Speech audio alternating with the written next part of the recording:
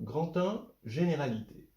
Bon, alors évidemment, on va parler du spectre, c'est-à-dire l'ensemble des valeurs propres. On va se situer sur C pour parler librement du spectre. On a un polynôme caractéristique qu'on peut calculer et dont les racines vont nous donner le spectre. C'est là où on voit tout de suite les limites du calcul exact. C'est que on ne sait pas, a priori, résoudre une équation de façon exacte par radicaux, par exemple, à n'importe quel degré. On ne sait pas et c'est même impossible. Donc, allons-y pour déjà des choses théoriques. Alors, le spectre, on sait ce que c'est les valeurs propres, les vecteurs propres, on sait ce que c'est, ils sont non nuls, hein, attention. Eh bien, le spectre possède déjà en lui une propriété d'être invariant de similitude, c'est-à-dire que le spectre de QA, Q-1, c'est le spectre de A. Alors ça, c'est déjà important. Hein. Les vecteurs propres n'ont pas cette propriété. C'est-à-dire que eux, ils ont une propriété de conjugaison-translation. Hein, c'est-à-dire que quand on conjugue la matrice et qu'on veut regarder, alors on conjugue la matrice par une matrice de passage Q, et qu'on veut regarder le sous-espace propre pour la valeur propre lambda, eh bien, par rapport au sous-espace propre pour A et pour la valeur propre lambda, ben c'est le translaté par Q. Alors déjà, on a de façon théorique une différence fondamentale entre le spectre et le vecteur propre. Hein. Et les vecteurs propres qui vont être des objets qui vont rester dans la géométrie, donc qui eux vont se translater quand au niveau des matrices on va se conjuguer. Voilà. En revanche, regardez, quand on va prendre un polynôme P, le spectre de P de A, c'est en gros P de spectre de A. Alors quelque chose qui se fait très bien avec la trigonalisation, parce qu'on va se retrouver sur C, on peut trigonaliser. L'avantage de la trigonalisation, c'est de voir toutes les valeurs propres sur la diagonale. Et là, on a un changement ici de spectre. Quand on passe par un polynôme. En revanche, pour les vecteurs propres, ce n'est pas la même chose. Regardez, quand on a A V lambda égale lambda V lambda, donc un vecteur, bon, s'il est non nul, c'est un vecteur propre, alors P de A V lambda, c'est P de lambda V lambda. Donc là, on a changé de spectre, mais en revanche, on garde la même famille de vecteurs propres. Bon. Ça, c'est intéressant. Donc, maintenant, un objet qui me paraît essentiel dans cette leçon, c'est l'objet qui fait basculer du monde des polynômes vers le monde des matrices, parce qu'on a un objet qui fait basculer du monde des matrices vers le monde des polynômes, c'est le polynôme caractéristique, il y a aussi le polynôme minimal, mais cet objet est plutôt théorique, ce qu'on peut calculer facilement, c'est le polynôme caractéristique. Et là, vous avez un inverse à droite. C'est-à-dire quand P est un polynôme unitaire de degré n, vous avez une matrice ici, Nn, qu'on va appeler la matrice compagnon. Et je vais prendre cette version, vous avez deux versions, celle-ci puis la transposée, mais je m'intéresse plutôt à cette version-là. Vous mettez des 1 sur la surdiagonale, le reste vous mettez des 0 partout, et puis là vous mettez l'opposé des coefficients de P. Bien sûr, sauf le coefficient principal, de toute façon, le coefficient il est unitaire. Hein. Le AN, c'est 1 et il n'est pas dans cette matrice.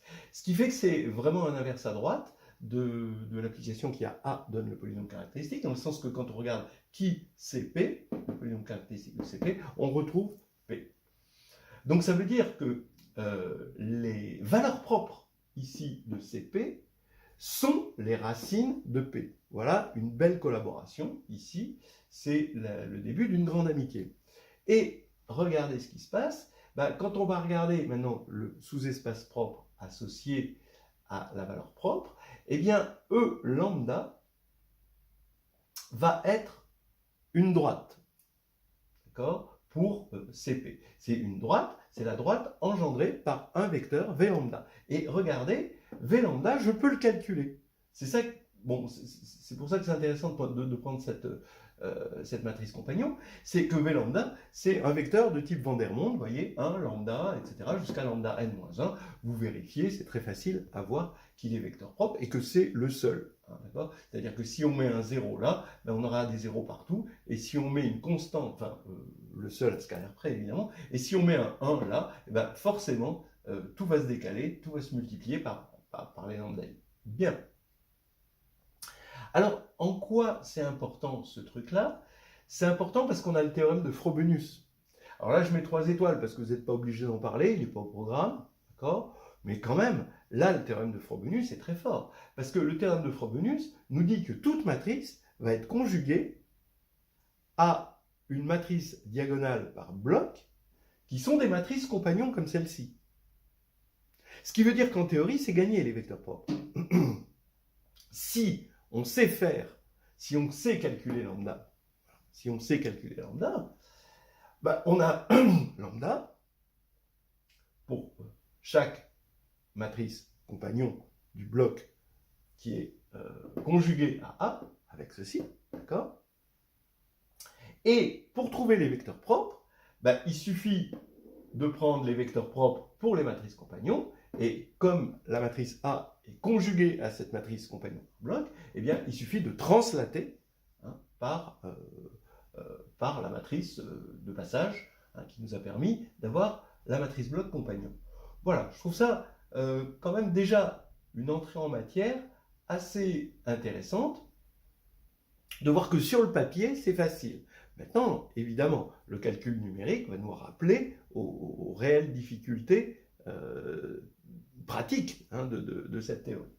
Avant d'attaquer la partie purement calcul numérique, on peut transiger et parler de la topologie. Ça aussi, pour moi, c'est quand même du 3 étoiles. Pourquoi c'est du 3 étoiles? Parce que la topologie du spectre est vraiment quelque chose d'important pour ses applications. Et déjà, c'est déjà une bonne question.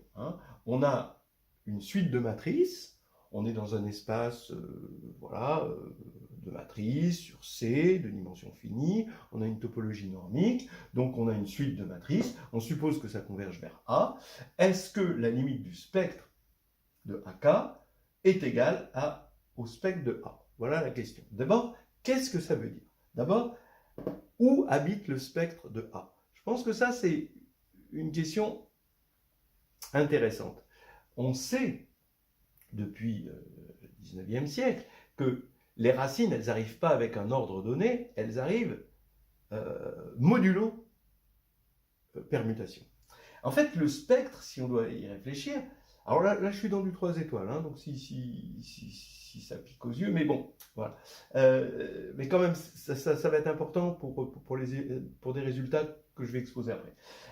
Le spectre de A, en vérité, il est dans un espace quotient, Cn, quotienté par la permutation de Sn. C'est ça le vrai spectre. C'est pas des éléments qui sont dans un ordre donné, c'est pas Cn, c'est Cn modulo Sn. Bon, alors ça c'est déjà une première chose. Et est-ce que ce truc-là a une topologie? Alors la topologie quotient, c'est pas au programme. Donc là, on oublie la topologie quotient.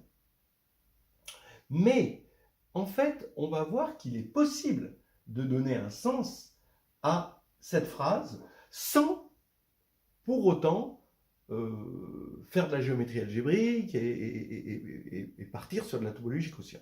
Alors, la raison en est que ici, on n'a pas n'importe quel groupe, on a un groupe fini. Et donc, quand on a une topologie quotient comme ça par un groupe fini, en fait, on peut mesurer, on a des orbites, ici, ce sont des orbites, et on a une métrique sur l'ensemble des orbites, c'est-à-dire qu'on peut regarder le min de la distance entre deux orbites. Vous voyez, parce que les orbites sont finies, voilà. Bon. Et finalement, c'est ça qui va donner un sens à ça. Mais alors, je parlerai un petit peu de résultats qu'on peut trouver dans le carnet de voyage en algébrique, là-dessus. Autant sur la formulation du théorème, c'est-à-dire donner sens à ceci, et les applications.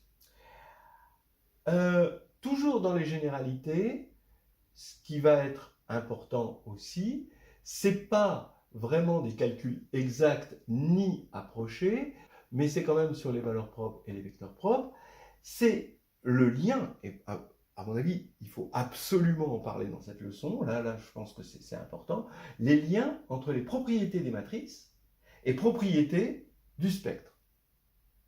Voilà. Par exemple, inversible, bah oui, inversible, c'est une propriété de matrice, ça correspond à une propriété du spectre, c'est-à-dire que 0 n'y appartient pas. Nilpotente, ben oui, c'est-à-dire que le spectre est nul. Unipotente, c'est-à-dire que le spectre c'est 1. Orthogonale, alors là, ça va être autre chose. On a une famille, on va dire, de matrices sur C, qui sont les matrices normales, et où on va trouver des matrices orthogonales réelles, hein, par exemple, des matrices symétriques réelles, antisymétriques réelles, et ces familles sont des familles de matrices normales. Alors, on a des propriétés du spectre, c'est-à-dire orthogonale, le spectre va être de module 1, symétrique réel, le spectre va être réel, antisymétrique, le spectre va être imaginaire pur,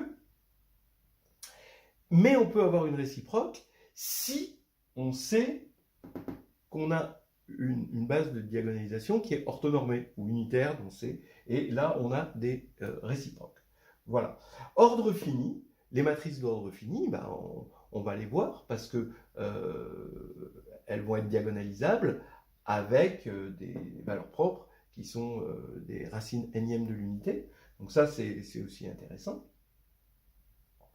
Et en plus, si ces matrices d'ordre fini arrivent par paquet, par groupe, et groupe au sens, voilà, sous-groupe de GLN de C, l'aspect structure de groupe démultiplie les propriétés et on va pouvoir retrouver beaucoup de propriétés du groupe à partir de la table de caractères. C'est de la théorie des représentations. Et la table de caractères, c'est rien d'autre que des traces, c'est-à-dire des sommes de valeurs propres des éléments du groupe. Voilà. Donc, là aussi, on va dire, vous n'êtes pas obligé de parler de ça. Hein. Voilà. Alors maintenant, on va commencer à regarder, à localiser un peu les valeurs propres.